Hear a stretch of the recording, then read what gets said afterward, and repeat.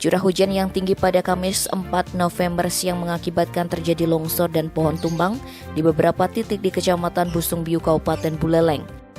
Longsor terjadi di Banjardinas, Kebokan, Desa Sepang, Kecamatan Busungbiu. Salah satu menimpa rumah Ketut Sirke.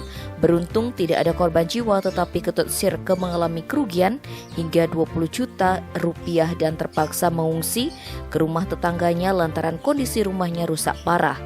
Longsor juga terjadi di Jalan Desa Sepang, tepatnya di akses pintu masuk SD Negeri 1 Busungbiu. Tanah dengan ketinggian 8 meter longsor hingga menimbun akses jalan. Selain longsor, juga terjadi pohon tumbang di Desa Kekeran. Kalakar BPBD Buleleng Putu Aryadi pribadi menjelaskan beberapa musibah di Kecamatan Busungbiu tersebut dipicu akibat hujan deras yang terjadi pada Kamis 4 November. Tingginya intensitas hujan diakibatkan karena adanya badai La Nina.